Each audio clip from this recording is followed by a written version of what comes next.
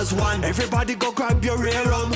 Support we at least them on number one. Shine bright like Jamaican sun. Where am I the winning spirit?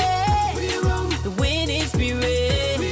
Jamaican spirit. Where am I the winning spirit? Must be 18 years old. Listen, drink responsibly. Nationwide 90 FM, continuing the tradition of fair, fearless, and factual reporting. You're listening to Nationwide 90 FM. The time is 5 o'clock. From the Nationwide News Network, comprehensive, incisive, tough.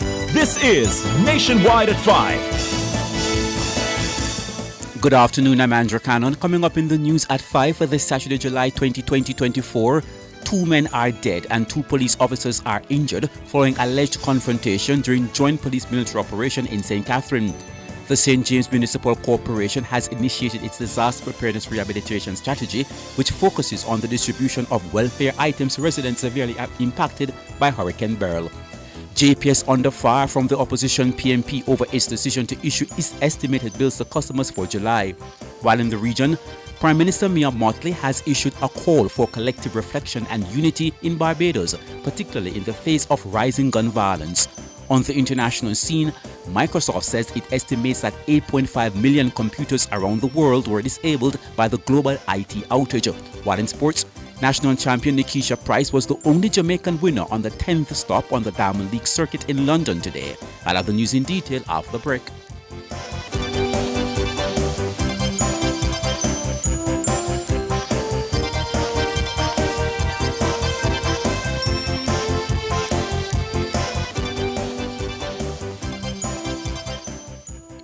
We begin with an update to a story that was carried in our midday bulletin. One of St. Catherine's top 3 most wanted men, who was named on Wanted Wednesdays and a person of interest, were killed during an alleged confrontation with a joint police military team consisting of members of the Specialized Operations Branch on Saturday, July 20. The incident took place in St. Catherine. Head of the JCF's Constabulary Communication Unit, CCU, Senior Superintendent Stephanie Lindsay, says law enforcers had to take steps to protect themselves using the training that they had received. So they carried out the operation this morning, and when they went into the location, they fired at the police. The police officers were injured, but based on the training of the team that went in, they were able to continue the operation. And at the end of the shooting incident, 2 men were found with injuries, and they were later pronounced dead at hospital. Their identity revealed that they were Peter Davis, otherwise called Devil. That's his alias. And he was one of the person. The other person who was identified as Tafari Benjamin was also featured as on the police person of interest list in relation to murder. Meanwhile, 2 officers are now nursing injuries that were sustained during the incident. At the moment, the police officers are being treated. One is considered a little more serious than the other, but they are getting the necessary support. I know the Commissioner of Police and the High Command, they have reached out to them and will be reaching out to the family. Senior Superintendent Stephanie Lindsay, head of the JCF's Constabulary Communication Unit, CCU.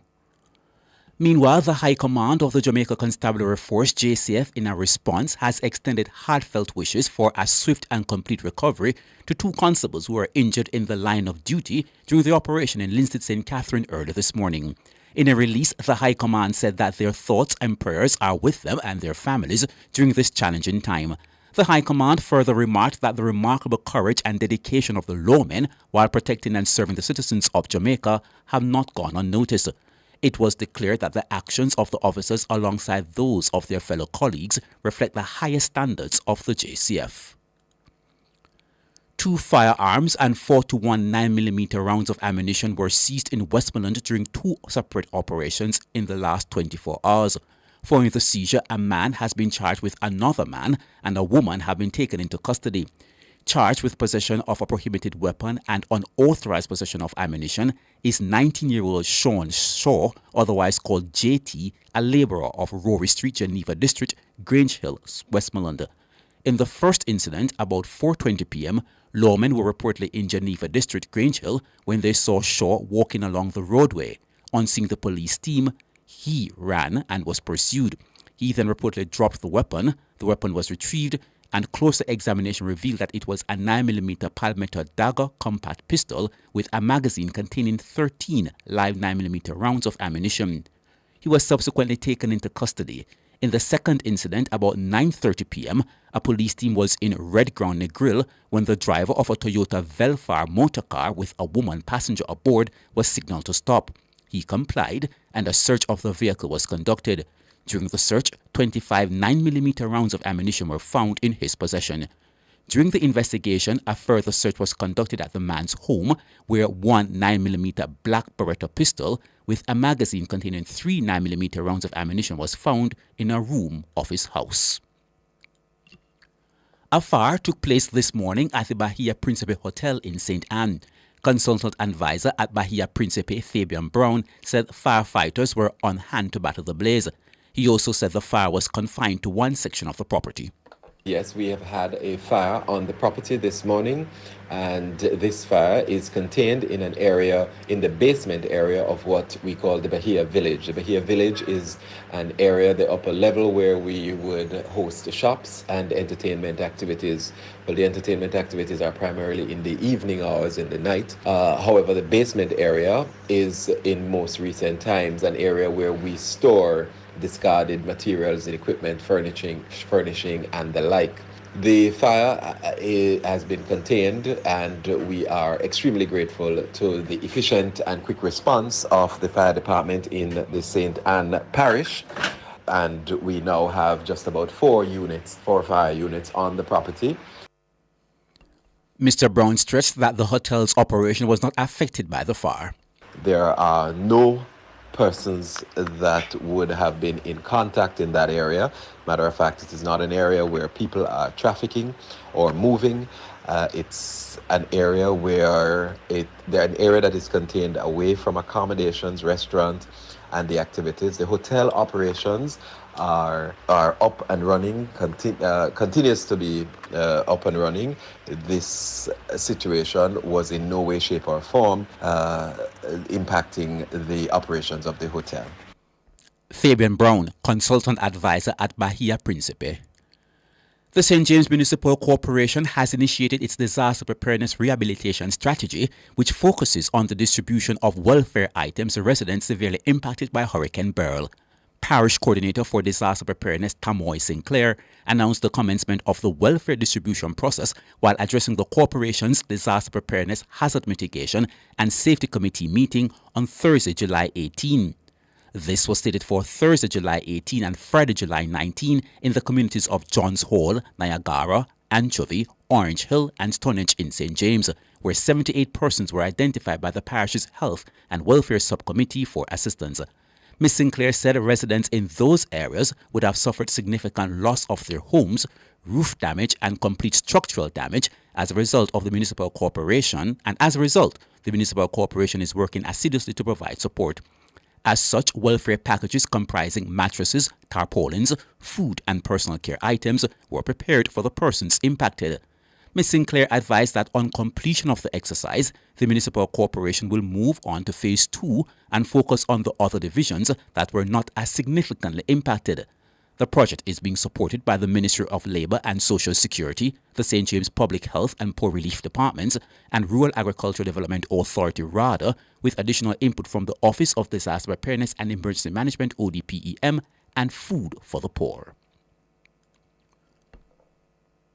The Cayman Islands has offered $200,000 to assist with the country's relief and recovery efforts.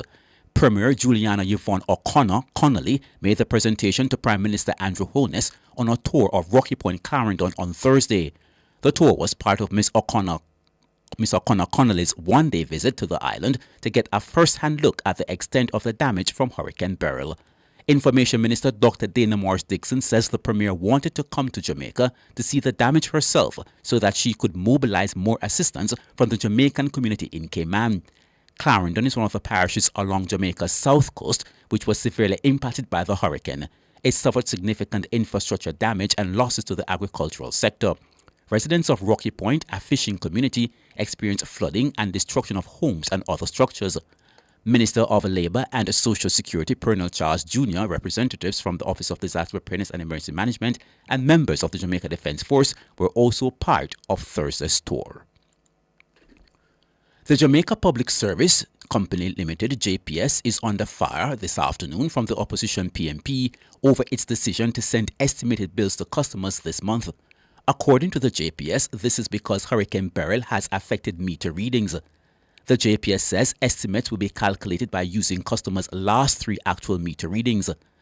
Opposition spokesman on energy Philip Powell believes the bills will be higher and will not reflect the actual usage by customers. Mr. Powell describes the move as unconscionable and is calling on the JPS to reverse the decision. I think it is most inopportune when consumers have been significantly impacted by such widespread disruptions in power supply, with many experiencing no power at all due to the recent hurricane. It is unreasonable, it is unfair, it is unconscionable. They are likely to gain a massive windfall, not only from the collections from the consumers, but the fact that during this period, the JPSCO would not have incurred costs to supply electricity from their generation. In fact, there will be a savings for them for the fuel input because of the lack of generating power during this period. So I think this decision ought to be rescinded. Philip Powell, opposition spokesman on energy.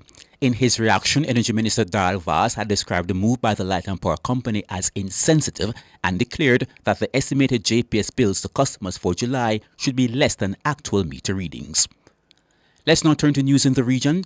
Prime Minister Mia Mottley has issued a call for collective reflection and unity in Barbados, particularly in the face of rising gun violence. Her comment comes as Barbadians today stopped at midday to pause, reflect and pray for a peaceful country and observe a 5-minute period of silence and reflection to acknowledge the national issue of violence. Speaking to the media as she observed the parade of bands taking part in the 2024 Junior Kodumment at the National Botanical Gardens in Waterford, she noted that the commitment to guns by few individuals threatens Barbados that its citizens know and love. Because we've reached a point now where a handful of people cannot take the Barbados that we know or the Barbados that we love because of their commitment to guns. Guns don't walk, guns don't talk, the Prime Minister said. Drawing a contrast with historical injustices, Motley pointed out that the current crisis is within the nation's power to change. On the international scene, Microsoft says it estimates that 8.5 million computers around the world were disabled by the global IT outage. It is the first time a figure has been put on the incident and suggests it could be the worst cyber event in history. The glitch came from a security company called CrowdStrike, which sent out a corrupted software update in its to a huge number of customers. Microsoft, which is helping customers recover, said in a blog post, "We currently estimate that CrowdStrike's update affected 8.5 million Windows devices." To sports now, national champion Nikisha Price was the only Jamaican winner on the 10th stop on the Diamond League circuit in London today. Price ran a world lead meeting record, national record, and personal best 48.57 seconds to win the women's 400 meters. She finished ahead of Poland's Natalia Kaczmarek, who posted a national record and a personal best of 48.90 seconds. Amber Anning not on terms with these three. It's Lika Klaver in lane 3, Nikisha Price and Kaczmarek, and it's Price who looks strong into the home straight here. Kaczmarek trying to run her down. This is normally her part of the race. Anning is finishing quickly, but it's Nikisha Price. Let's watch the clock. It's quick. It's very quick. 48.56, fastest in the world this year. And Nikisha Price, who has just got better and better in 2024, now puts herself on top of the world. Indeed she did. Meanwhile, national champion Rochelle Clayton finished third in 53.24 seconds, with her countrywoman Anjanette Knight 4th in 53.69 and Shian Salmon 7th in 54.50 seconds in the women's 400-meter hurdles. The event was won by Femke Bol of the Netherlands in a meeting record 51.30 seconds, with Shamira Little of the USA second in 52.78 seconds. Notoya Gould-Toppin finished 4th in a season's best 1 minute 56.83 seconds in the women's 800 meters. And now for a recap of the top stories making nationwide news at 5. 2 men are dead and 2 police officers are injured following alleged confrontation during joint police military operation in St. Catherine.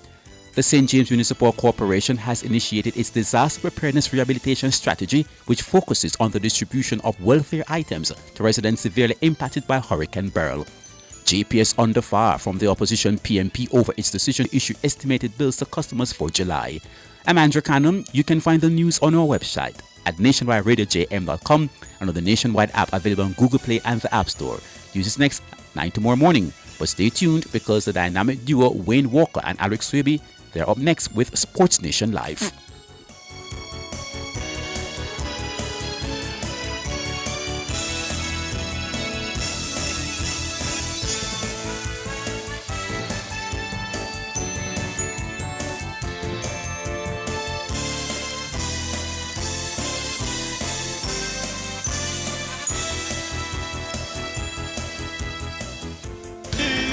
Outperform, outlast, with top performance, easy jackhammer, reliable, full stop, not comma. We have the expertise for drilling and demolition. We have the power tools for plumbers and electricians. Fancy leg tools, 3 parts and 3 repairs. 3 parts, 3 repairs. 2 to 3 years.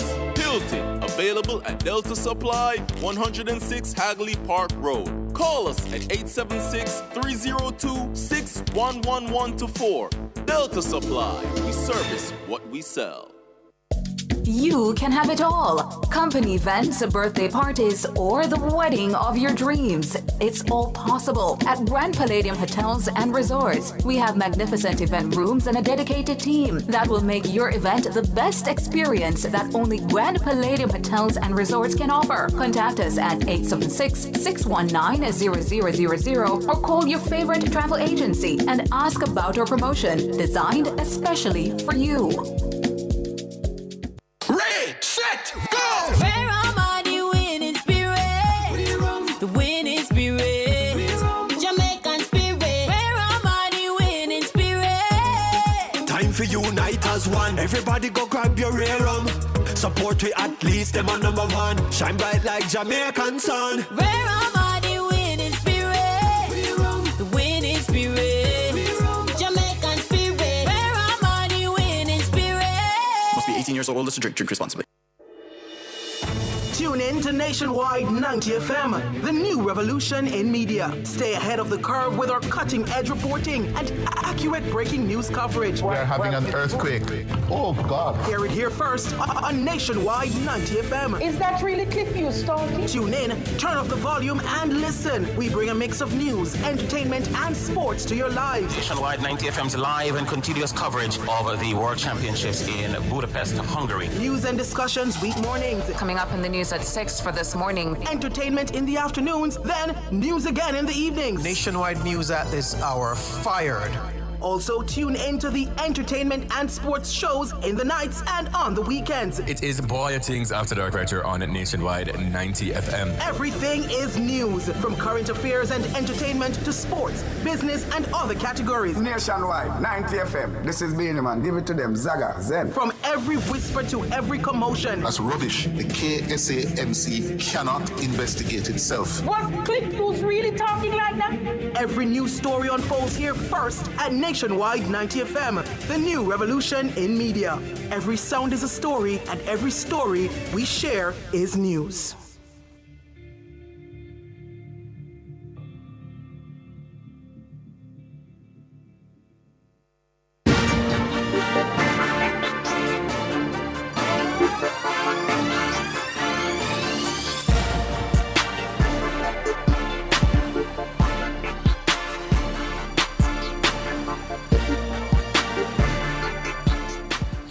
Okay, good afternoon. It's Saturday, July 20, 2024. Now, if you bowl it, we'll hit it for 6. If you pass it, we'll score it. Give us a pull, we'll dive in, and as fast as that starter's gun fires, we're at that finish line. I'm Alex Ribe. This is Sports Nation Live on Nationwide 90 FM, Nationwide Radio, GM.com, and Flow Channel 916. You can also tune into our program live on our YouTube channel, Nationwide 90 FM, and remember to like, subscribe, and share our content. Now, coming up, we have another packed and exciting show lineup for you. We'll be talking track and field, netball, swimming, and much more. But first, an athletics lesson from 1 Corinthians 9, verse 24.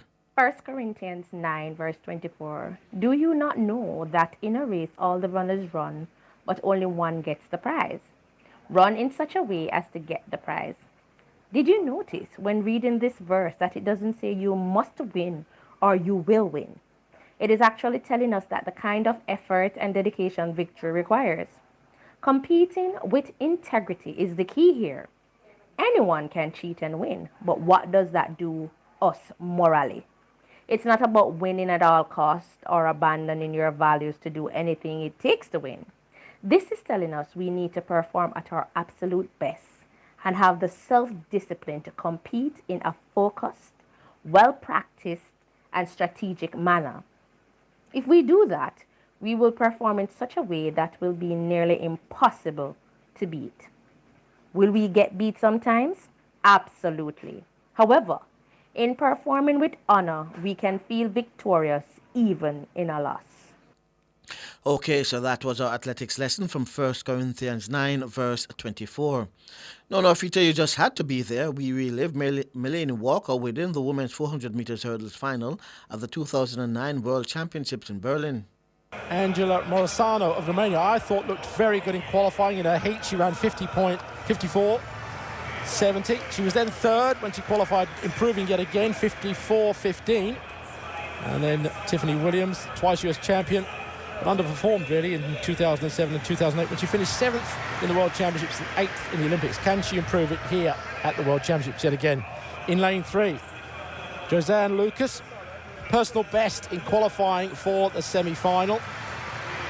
Trinidad and Tobago athlete, looking very relaxed. And on her outside, obviously, the Olympic champion by a margin of more than 1 second, a winning streak of 15 races in 2008, including the heats, Melaine Walker. Well, you've seen it before, you'll see it again. The flags are flying. And she's got someone to chase, hasn't she, on her outside? Lucinda Demus of United States, 4th on the world all-time list, fastest in the world this year, unbeaten at the 400-meter hurdles in 2009, 10 out of 10 races. What a clash this is.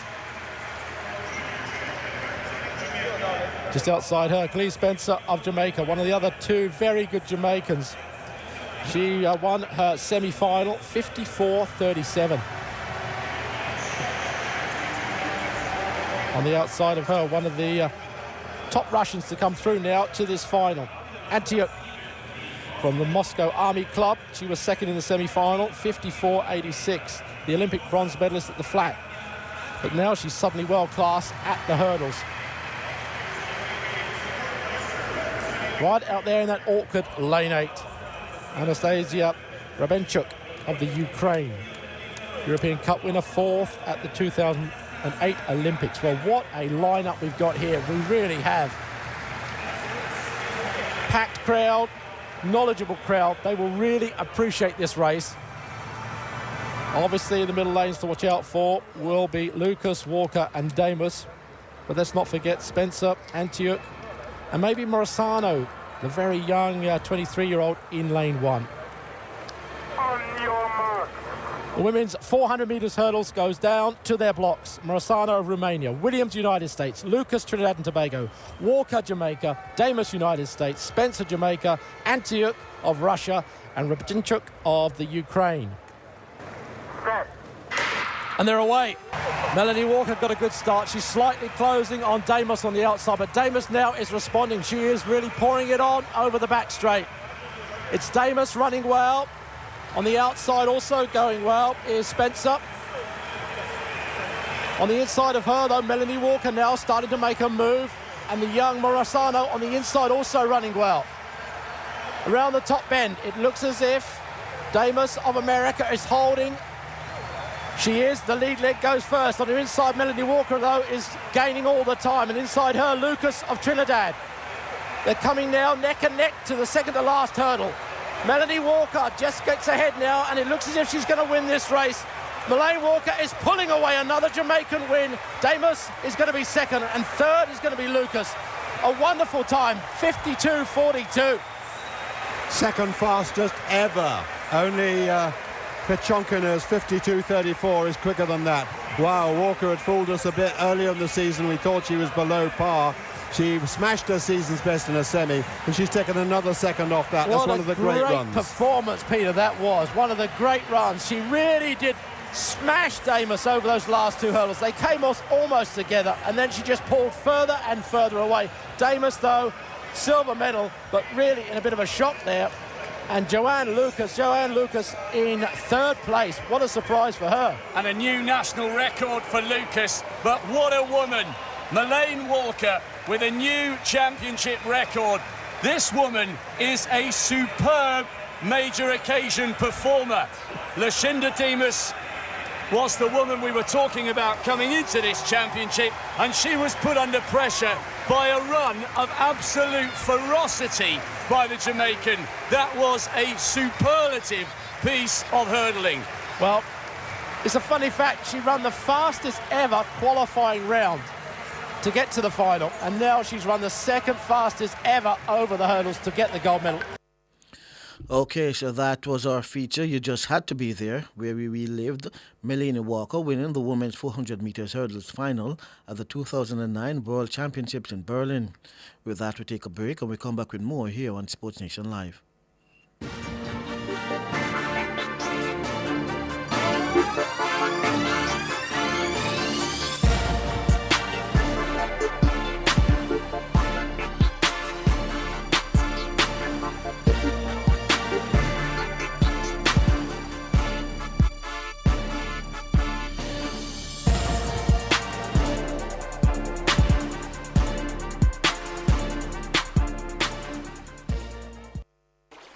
Good health starts with proper hydration. Hydrate your body with Hydrate. Hydrate is purified natural water from rocks 110 feet below the ground. You have never tasted water so great, yet so affordable. Yes, taste and experience it for yourself. Water at its best. Hydrate. Available also as purified alkaline water and ultra-purified distilled water. Bottled by LLNSCS Limited, a subsidiary of Max Pharmaceuticals. Call 876-983-6466.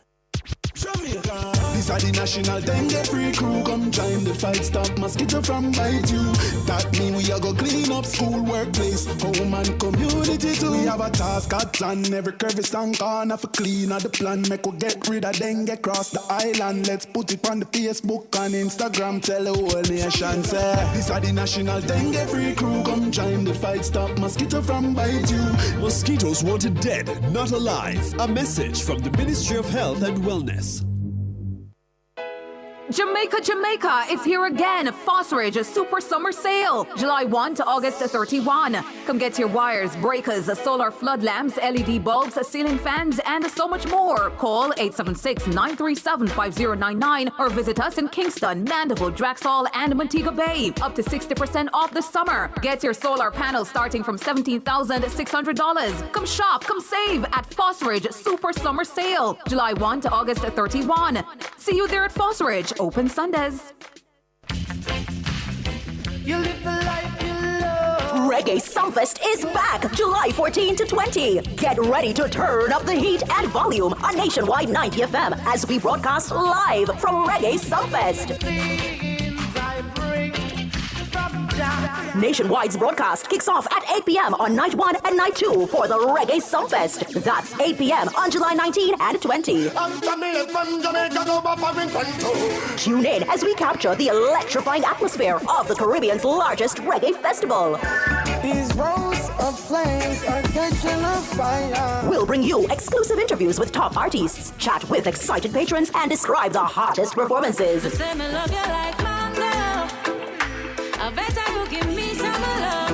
Whether you're at the festival or vibing at home, Nationwide 90 FM has you covered. So don't miss a beat or a rhythm when you tune into Nationwide 90 FM at 8 p.m. on July 19 and 20. Experience the ultimate vibe and get your reggae fix with Nationwide 90 FM, the new revolution in media. This broadcast is brought to you by Downsound Entertainment, Loud Fashion, Sandals Resorts International, Hospital Montego Bay, Fairview Medical and Dental, Grand Palladium, El Paso, and Grace Foods. Come into the parlor, there's a welcome there for you. Welcome to the Mayor's Parlor with Desmond McKenzie. From 1 to 6 p.m. every Sunday, you'll now get more of your favorite vintage music. Put your head on my shoulder. Nationwide 90 FM will transform your Sunday into a musical time machine that will take you way back. Come on, let's go back in time. This magic moment.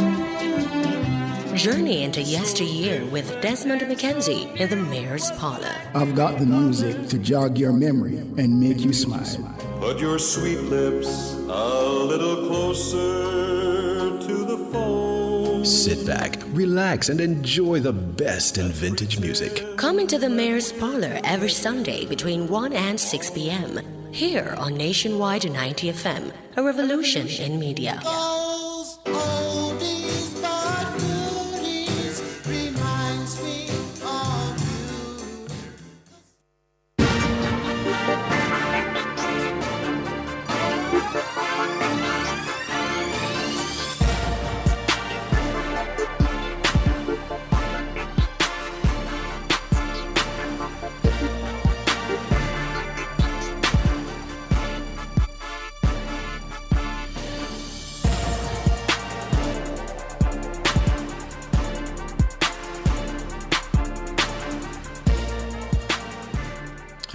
Okay, good afternoon and welcome back to Sports Nation Live. I'm Alex Rebe, working with Kevin Williams on the other side of the glass, my technical operator.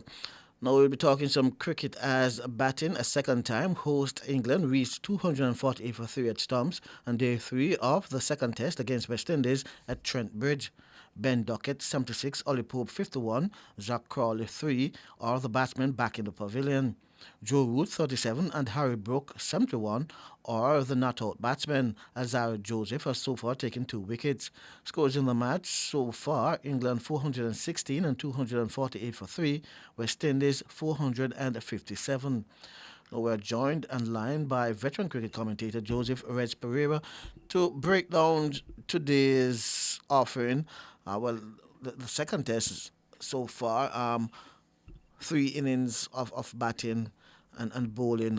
Good afternoon and welcome, Sir Pereira. Yes, welcome to all in Jamaica and beyond, worldwide. Social media goes all about. But after the disappointment of Lords, this has been a major turnaround.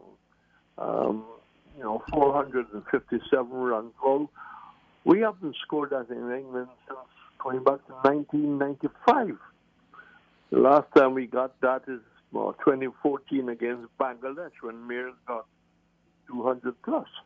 So from that point of view, it's been an improvement. I mean, we actually forced England to had to score some runs which they had to wipe off. But I think that at the end of the day, England are in a much stronger position, Alec, than we are.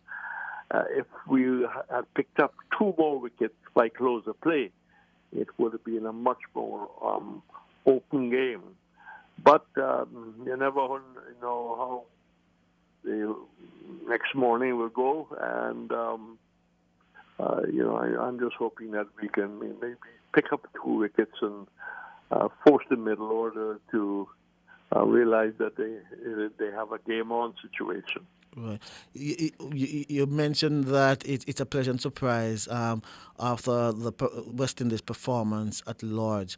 However, should we be surprised after the coach, Andrew Coley, and the captain, Brathwaite, would have come in their post-match press conferences and said that they have already put the Lord's test behind them, and they are sure that they can win the second test like they did in Australia.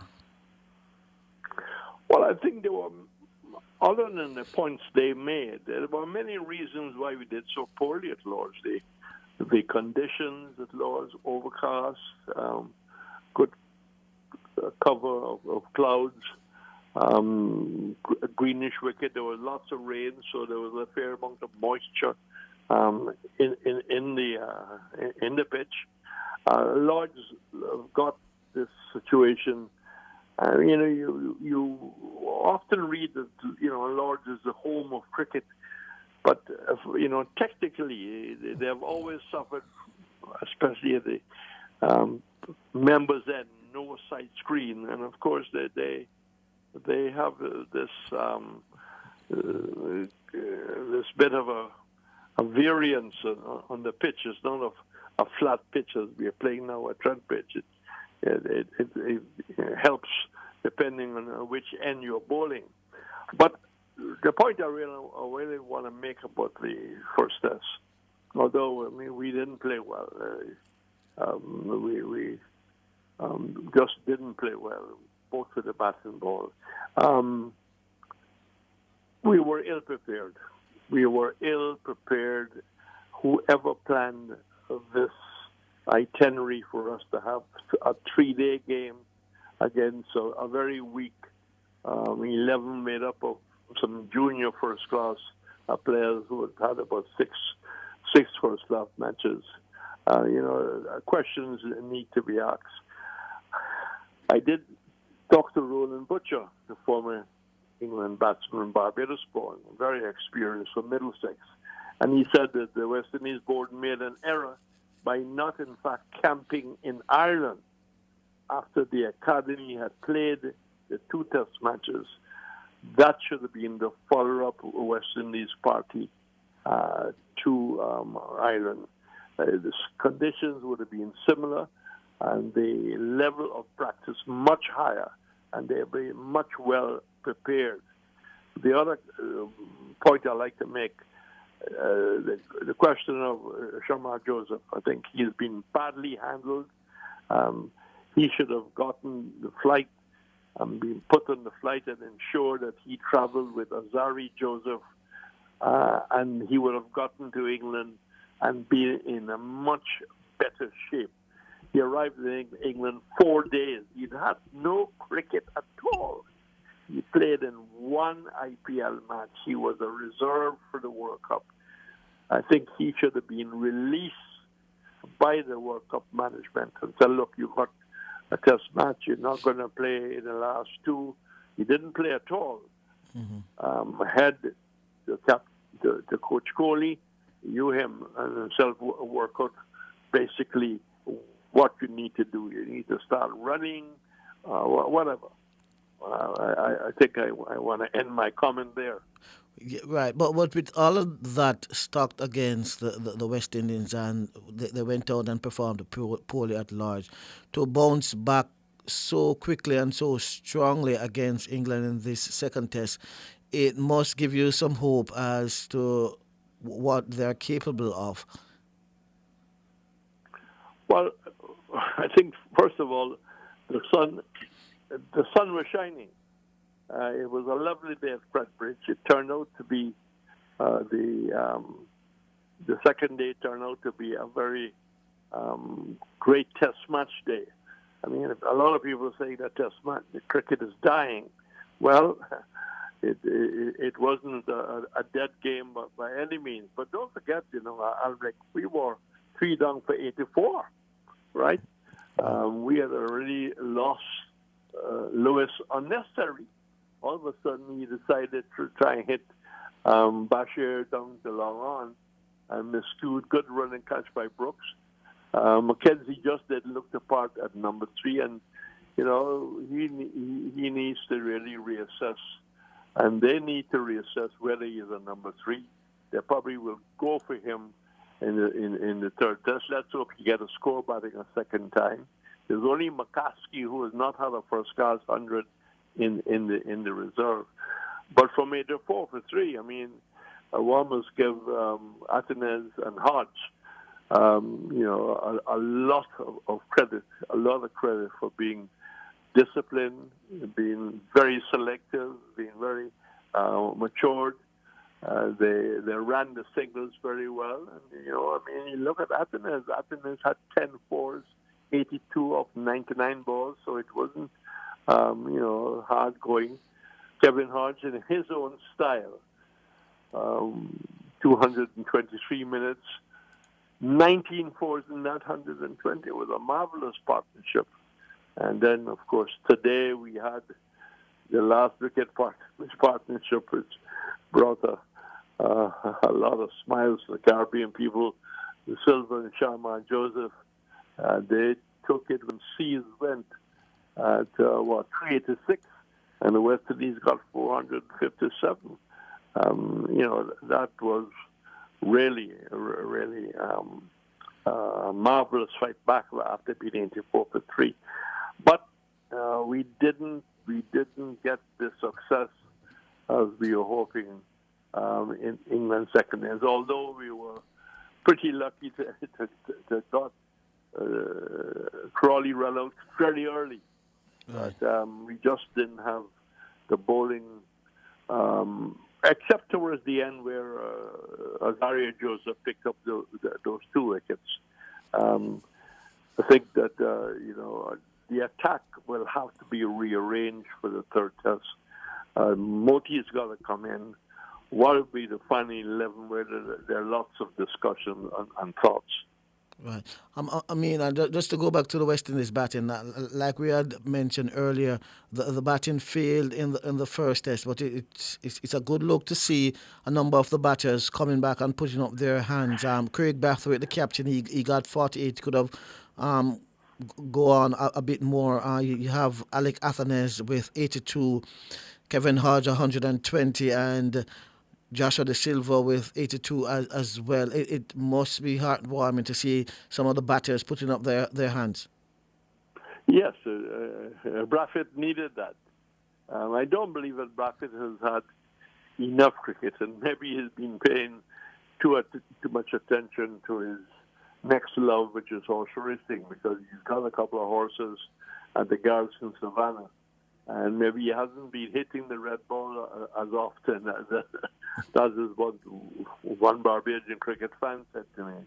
But he really fought hard, and to me, he didn't have to try and play that shot. It was short delivery. He was trying to get up. He should have simply ducked and let it go. And it was a bad loss. Louis looks good. I think he's a young man that is going to go on to play a lot of test matches for the West Indies. I hope he's learned from all of a sudden out of the blue looking to hit Bashar down to long on for 6, skied it, miscued it, and a very good running catch. And we talked about Mackenzie before, just before the interval. Just decided I lost concentration or something. He hit Bashar straight strokes, who said thank you very, very much. But then came the fight back. I agree with you. I mean, Athens went after a wide delivery from Stokes. He didn't even have to play at it. And he went after it.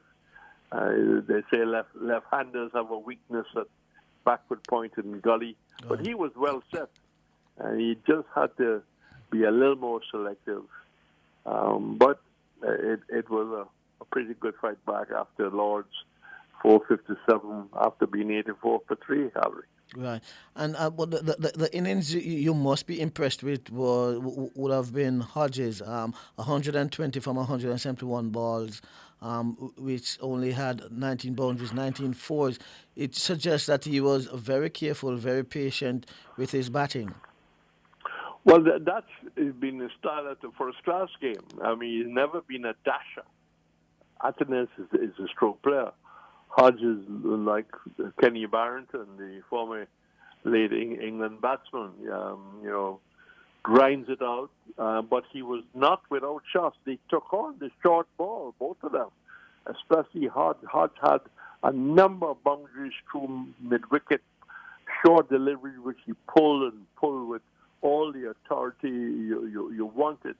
Now here's somebody that is really maturing late in life. He's 31, and one will certainly begin to write his name down for the two matches against South Africa.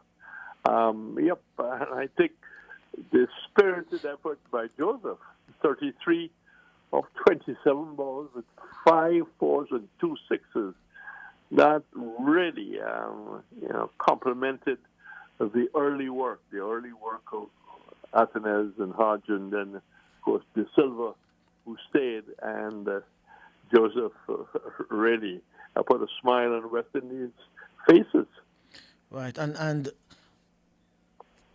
the match is sort of evenly poised. How important it is, you think, for the West Indies to come tomorrow in the first morning session and get 2 early wickets, not letting these two settle too much, Root and Brook?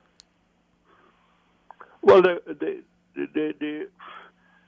only hope for us is to pick up some 2 wickets in that first hour.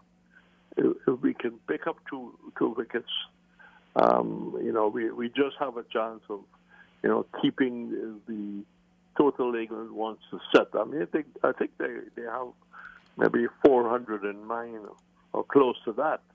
But if we can't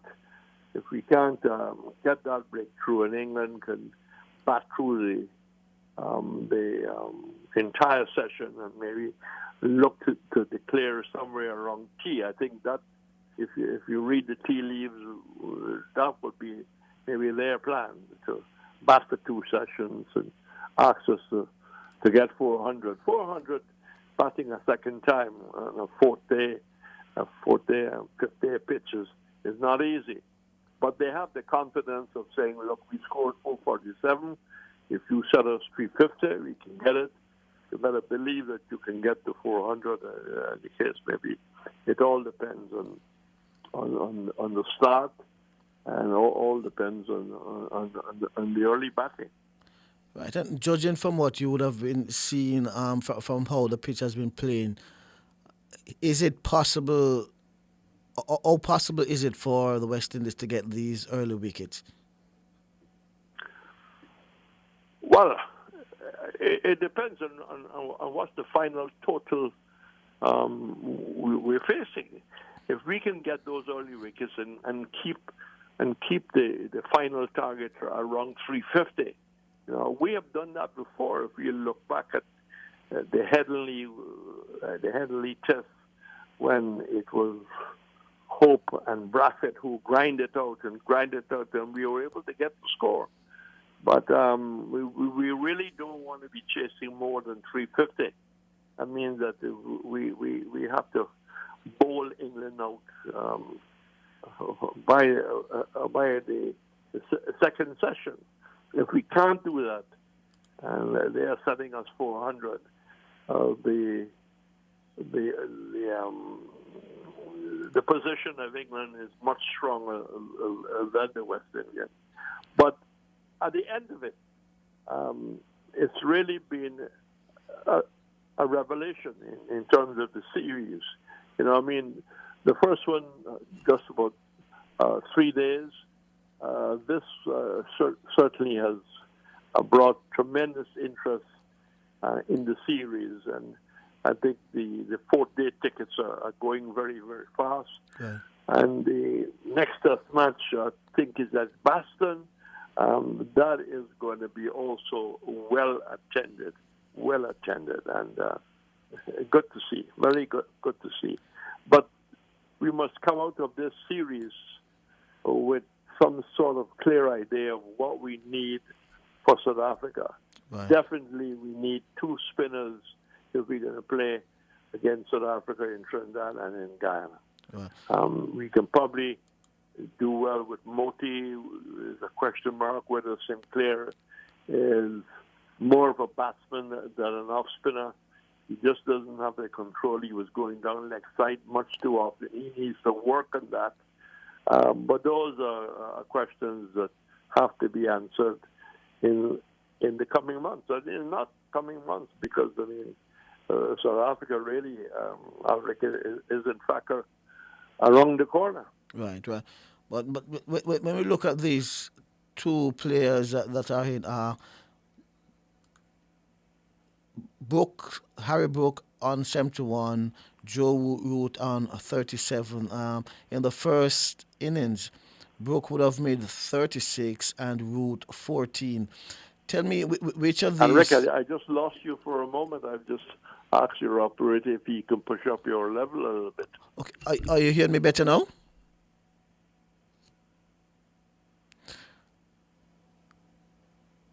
Okay, we're going to try and reconnect with Joseph Reds Pereira.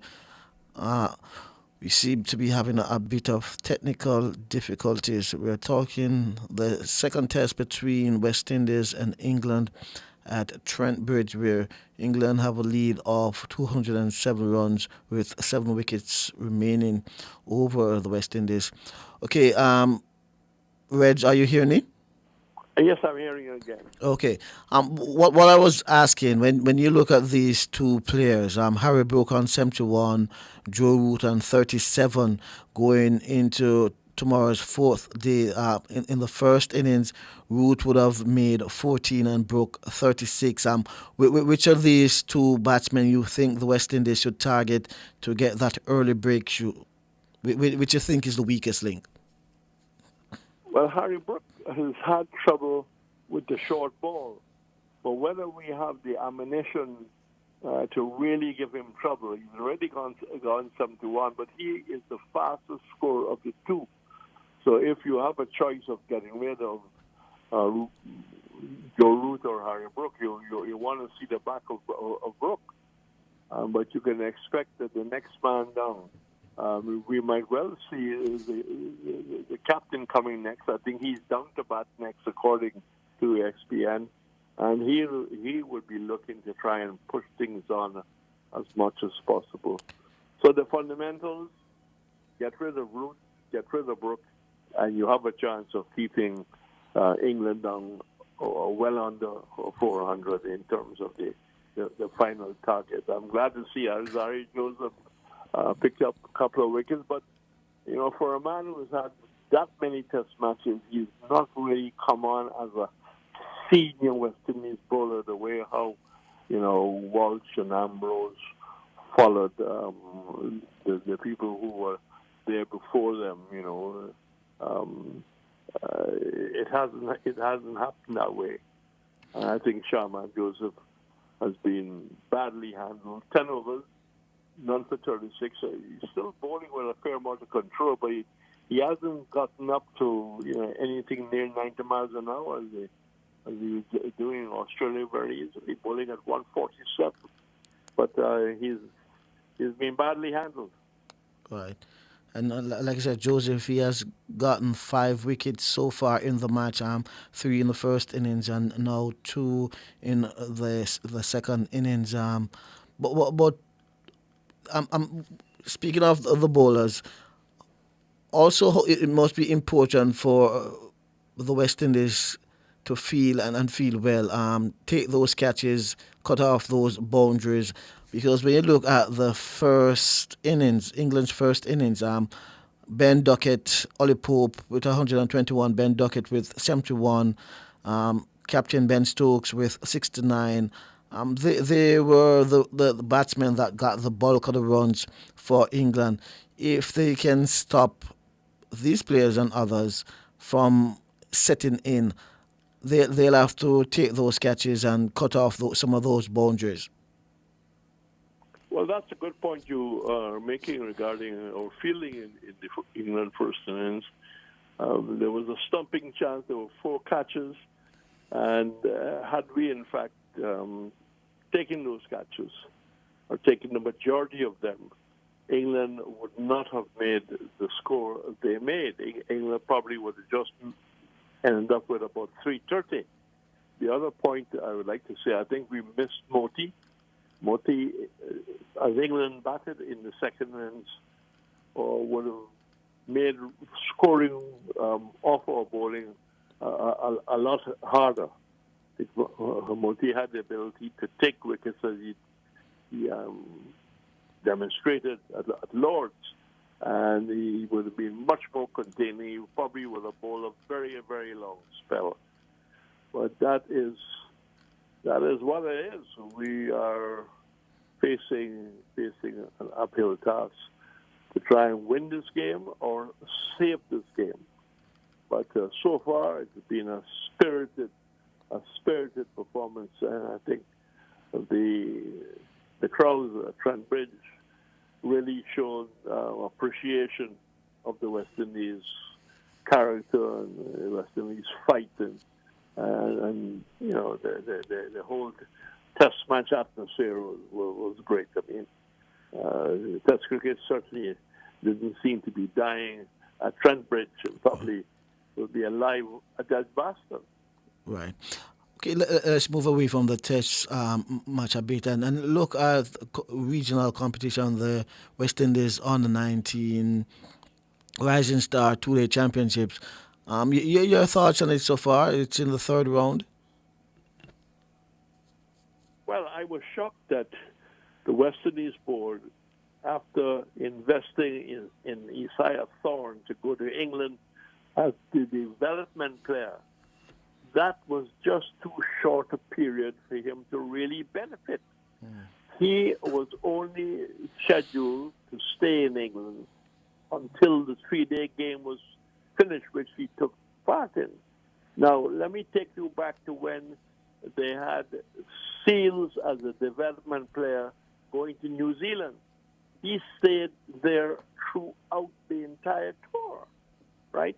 So I think it was pretty bad planning to give this very promising potential West Indies fast bowler who was outstanding in South Africa and has impressed everyone who have seen him. He bowls a heavy ball, he bowls quick, he's getting fitter, and you pull him out of England to play him at the Under-19 level.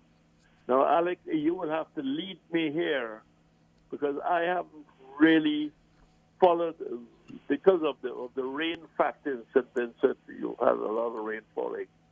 Maybe you need to tell our listeners who is doing well after the 3 rounds. If I could just pull it up here. But it like you said, it has been a struggle for the teams. Rains have affected. Excuse me.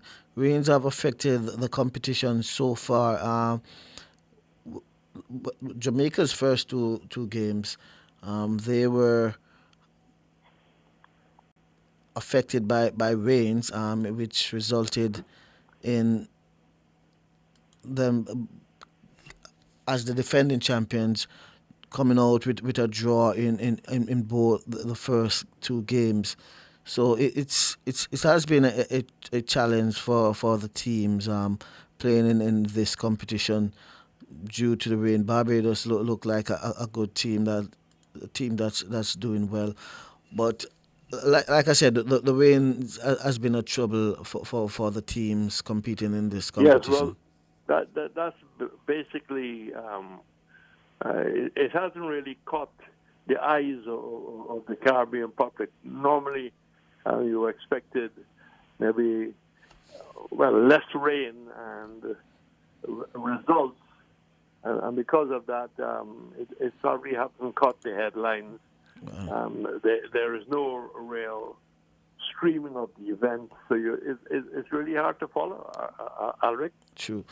Okay, then, Brez, as usual, it's been a pleasure talking with you, and we hope to speak with you again probably next week during the third and final test between West Indies and England. By then, we'll be in the heights of the Olympics, so we'll see. Well, we will be in touch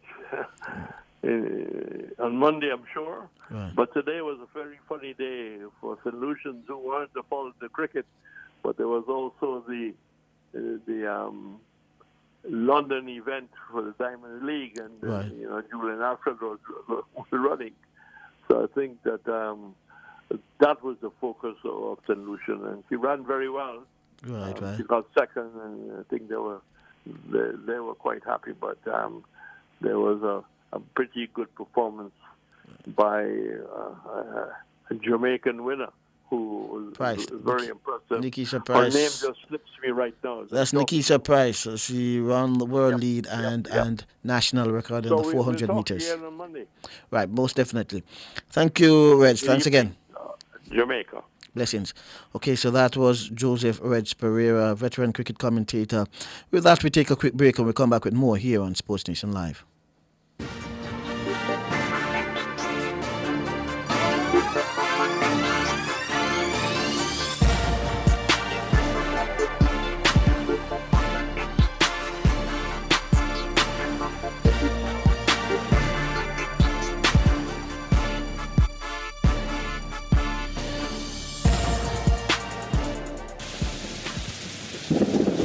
The following hurricane tip is brought to you by Isratech Jamaica Limited. Safeguard your home. Secure outdoor items like trash cans, reinforce windows and doors with shutters to prevent damage from high winds and debris. The preceding hurricane tip was brought to you by Isratech Jamaica Limited. Telephone 876-754-5443. The Ministry of Health and Wellness is now accepting applications for the Dr. Barry Wint Memorial Scholarship. Jamaican citizens pursuing a first degree, master's or PhD in any health-related field, including medical social work, human resources for health, nursing, dentistry, health economics, or any other, can qualify for up to $1 million per year for 5 years to complete their studies. Visit www.moh.gov.jm/scholarship for more details and to submit your application. Deadline date is Wednesday, July 31, 2024. We look forward to seeing your application. Ready, set, go! Where am I, the winning spirit? The winning spirit. Jamaican spirit. Where am I, the winning spirit? Time for unite as one. Everybody go grab your rear rum. Support we at least them on number one. Shine bright like Jamaican sun. Where am I, the winning spirit? The winning spirit. Jamaican spirit. Where am I, the winning spirit? Must be 18 years old. Listen, drink responsibly. You live the life you love. Reggae Sumfest is back July 14 to 20. Get ready to turn up the heat and volume on Nationwide 90 FM as we broadcast live from Reggae Sumfest. Nationwide's broadcast kicks off at 8 p.m. on night 1 and night 2 for the Reggae Sumfest. That's 8 p.m. on July 19 and 20. Tune in as we capture the electrifying atmosphere of the Caribbean's largest reggae festival. These rows of flames are catching a fire. We'll bring you exclusive interviews with top artists, chat with excited patrons, and describe the hottest performances.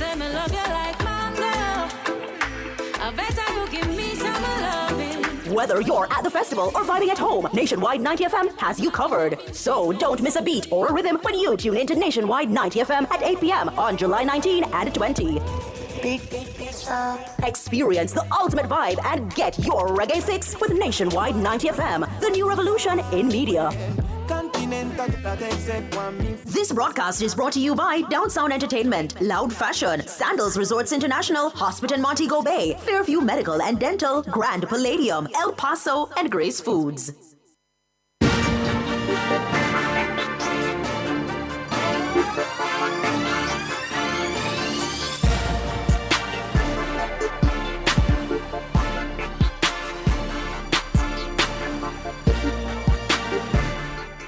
Okay, good evening. Welcome back to Sports Nation Live. I am Alric Sebi, working with Kevin Williams on the other side of the glass, my technical operator.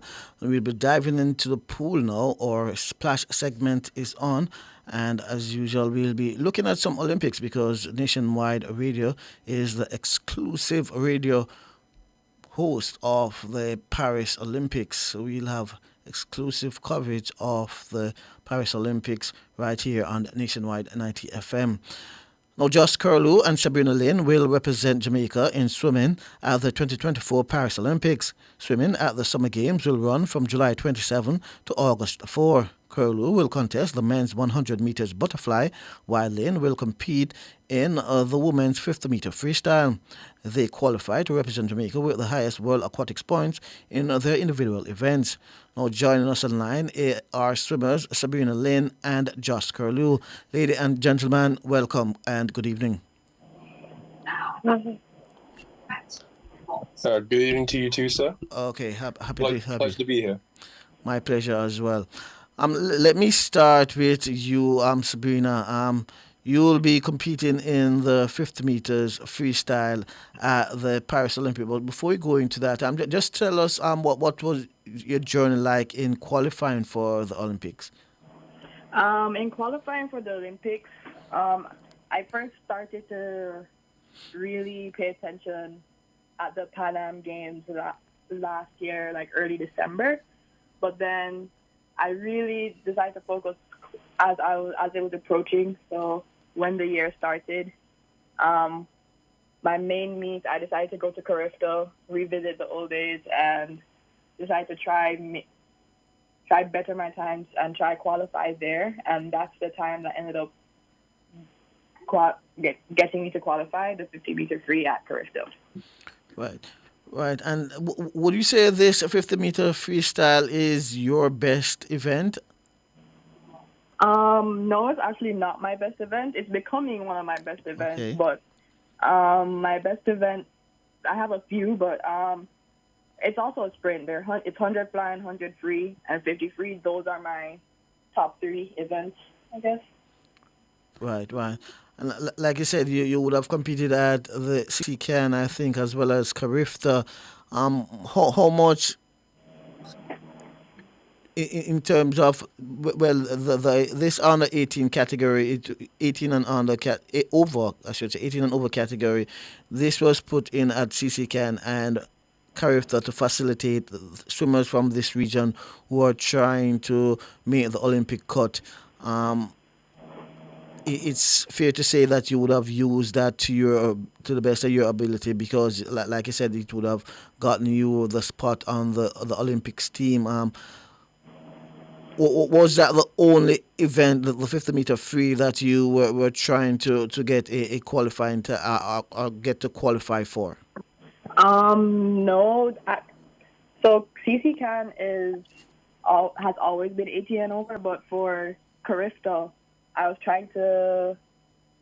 also trying to make it in the 100 fly, but my 50 free, that came as a surprise. It ended up being the race that I had the most FINA points in, so that's what I'm swimming now. Right. Let me bring you in now, Josh. Explain to us what your journey was like on your way to qualifying for the Olympics. Well, sir, I've been, how to explain? Like all swimmers, I've been dreaming of competing in the Olympics for as long as I can remember. And I'd have to say, it's finally come into my view that this was actually a possibility, like around last year when I won my first national medal, like I'm here in the UK. And then just from then, everything sort of started to like mesh together. Like I realized, like the penny dropped and I realized everything is possible. But then this year, that's when I started to make some real headway. When I did my qualification time for the 100 fly at the London AP International, but because I wanted to ensure my chances, so I took the initiative to go to the Seticoli meet in Rome, and then I saw another best time. And then the rest is history. Right. And this, you would say, is your pet event, the 100 meters butterfly? Yep. Always has been, always will be. Right. Like I said, you're based in the United Kingdom. How just explain to us, share with us, how you came to represent Jamaica. Well, I always wanted to as a child. I remember I would see all the top dogs on TV with growing up. I wanted to be just like them, of course. But a little twist though, like I did it because I by myself identify more with the Jamaican side than the British side, and I thought I don't want to represent Great Britain. I want to represent Jamaica, of course. Right. Yeah. And tell us, how do you qualify to represent Jamaica? How I qualified specifically? Yeah, no, to represent Jamaica. Were you born in Jamaica? Were your parents born in Jamaica? What connection? I have citizenship via descent, so via my mother. So then she was born here, but then she lived in Jamaica. She grew up there and then came here, and then I have citizenship through my mother, of course. Okay. So yeah, that's how you got to represent Jamaica. Tell me, is this the first time? Have you ever swim in Jamaica or represent Jamaica on any other team? I have some for Jamaica World Championships in Doha in February. That was my first international debut. It really did to set the scene for what was to come. And tell me, what was that like? Swimming at the World Championship? Oh, aye. It was exciting, but both nerve-wracking at the same time. I go to the competition